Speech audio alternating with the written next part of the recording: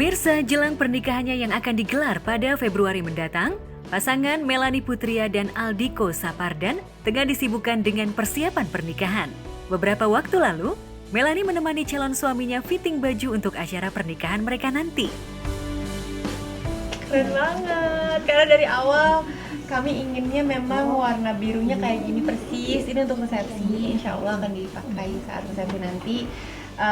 Udah fitting yang keempat, jadi sebenarnya kita udah ngintip warna birunya kayak gimana, terus cuttingannya kayak gimana. Jadi ini sesuai banget sama yang kami bayangin. Gimana nih, dipakainya pas? Dipakainya enak banget.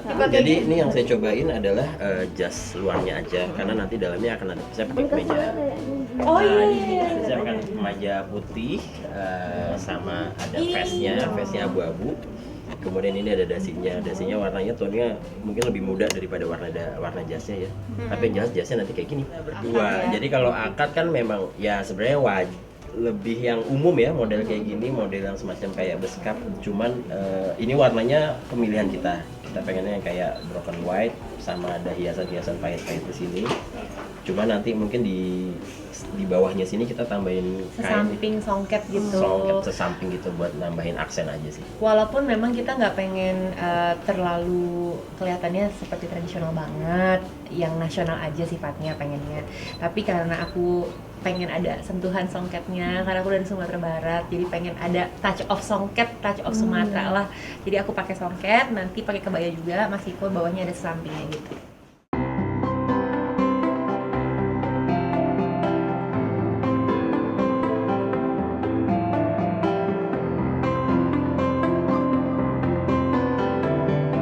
Ya, sejak dilamar Aldiko pada Agustus tahun lalu, Melanie dan Aldiko akhirnya mantap melaju ke jenjang pernikahan. Rencananya pasangan ini akan menikah di tanggal cantik, yakni tanggal 12 bulan 2 tahun 2022 di Pulau Dewata, Bali.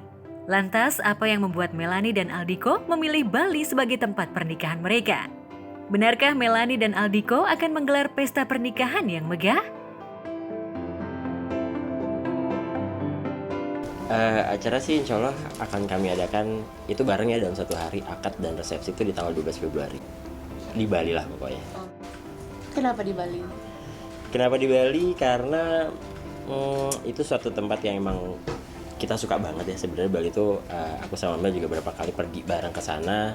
Kita waktu itu juga sempat ada acara sama liburan juga maksudnya. Ada acara yang harus kami hadiri bareng-bareng, terus ada acara liburan juga. Jadi juga momennya pas sama waktu Mas Kiko ngelamar aku kan persis di Bali gitu. Dan itu yang membuat kami jadi punya semacam kesan tersendiri gitu sama Bali. Kok kayaknya setiap ada di sana tuh rasanya happy banget hatinya, rasanya kok hangat hati kami berdua. Terus itu yang membuat kita jadi berpikir kayaknya kita lengkapin yuk kebahagiaan kita dengan ya udah sekalian kita nikah di sana gimana. Wow banget. Nah, dan emang kita berdua juga suka banget sama Bali ya.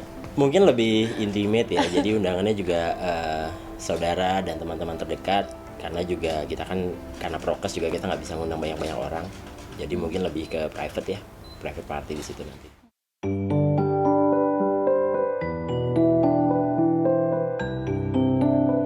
Jelang pernikahannya yang tinggal menghitung hari, Melanie rupanya sempat dibuat sedih dan cemas lantaran Aldiko, calon suaminya, harus menjalani operasi tumor otak.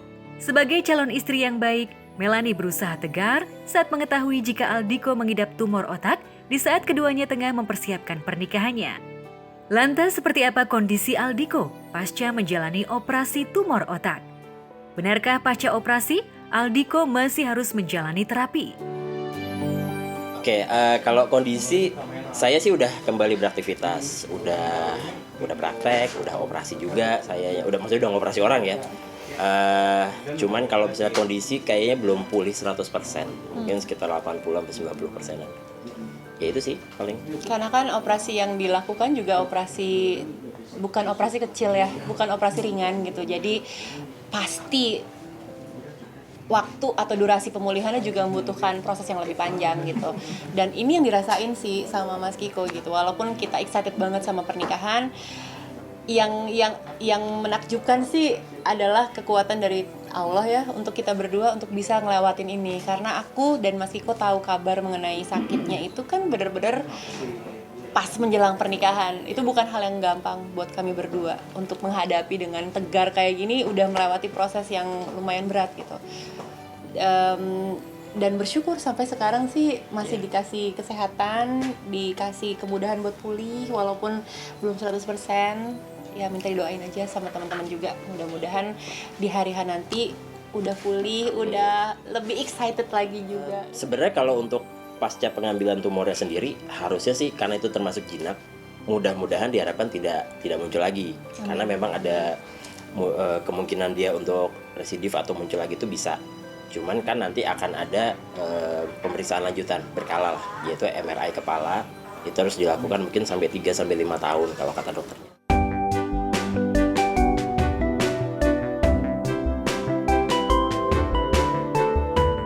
Perjalanan Melanie untuk kembali menemukan cinta memang tak mudah.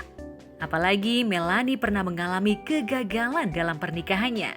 Ya, rumah tangga Melanie dan Angga Puradireja, vokalis band Malik and the Essentials yang dibina hampir 9 tahun, harus berakhir dengan perceraian pada Januari 2019. Tak ayal hal ini membuat Melanie lebih berhati-hati dalam memilih pasangan. Namun, pertemuannya dengan Aldiko yang juga rumah tangganya senasib dengan dirinya, membuat Melanie mantap melabuhkan hatinya pada Aldiko. Lantas benarkah Melanie sempat takut saat didekati Aldiko? Benarkah Aldiko bisa menjadi ayah sambung yang baik bagi anak Melanie? Wah, pertanyaannya agak deep nih. Yang membuat yakin, apalagi kami berdua ini kan bukan pernikahan yang pertama ya. Mas Kiko pernah kehilangan, aku juga pernah merasakan perpisahan. Jadi memang banyak banget pertimbangan yang kami miliki gitu. Yang namanya hati dan intuisi itu kan nggak bisa dibohongin ya. Ketika ketemu dia, terus aku ngerasa kok ada yang beda ya di hati aku gitu. Ada satu sisi hati yang bilang bahwa he's the one. Nggak tahu kenapa, karena dari awal dia datang, dia persisten banget. Aku udah sempat kabur dari dia karena dia agak scary waktu itu. Dia tuh kayak maju terus pantang mundur gitu orangnya. Kalau udah tahu apa yang dia mau, dia kejar sampai dapat. Nah, nggak semua perempuan bisa digituin kan. Aku juga agak takut saat itu. Cuman melihat kesungguhannya, melihat kegigihannya, dan dia tahu gitu dia mau aku. Itu nyampe banget chemistry-nya, nyampe banget koneksinya, dan itu yang membuat aku jadi yakin. Ya oke, aku yakin banget bisa merasa nyaman ketika berada dekat dia. Itu yang paling penting menurut aku. Iya, Shimar itu kan udah sangat kritis ya. Umurnya sekarang udah 10 tahun. Apapun mau 11. Iya benar, sebentar lagi besok mau 11. Jadi apapun aku diskusiin sama dia dari dia kecil gitu. Jadi aku mencoba memanusiakan dia dari dia kecil. Aku ceritain semua hal yang terjadi sama aku mengenai relationship, kerjaan, mengenai hidup, seterbuka itu. Sehingga ketika ada orang masuk, ada laki-laki yang datang, dia tahu apa yang sedang terjadi, dan itu yang membuat dia jadi merasa dilibatkan. Itu yang penting menurut aku. Dan ketika dia dilibatkan, dia merasa punya hak gitu untuk menilai Mas Kiko. Dan di situ aku butuh sebenarnya peran Shimar lakukan itu gitu. Dia tahu Mas Kiko orangnya baik, perhatian dan sayang sama dia. Anak kecil kan nggak bisa dibohongin ya. Vibe-nya beda gitu. Kalau ada orang yang emang cuma pengen peres aja, ala-ala pengen deketin aku. Dan alhamdulillah Kiko menang skor waktu itu. Jadi menang skor, dan akhirnya aku putuskan untuk ya coba kita jalanin ya selama setahun ini. Aku pengen tahu seperti apa sih dalamnya hati kamu gitu.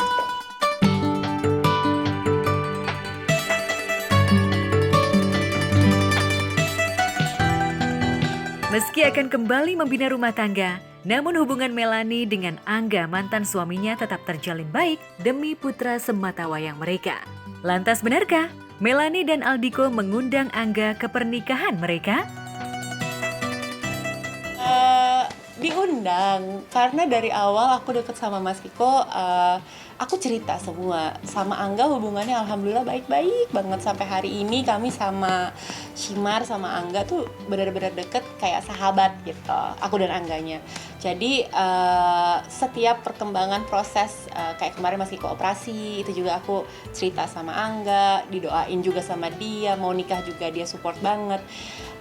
Memberitahu iya, cuman kalau mengundang kayak harus datang ya gitu ke acara aku, kayaknya enggak ya. Sifatnya lebih kayak minta doa restu, minta minta support lah dari dia. Sebagai ayahnya Shimar, tentu dia juga punya kontribusi untuk mendoakan di sini.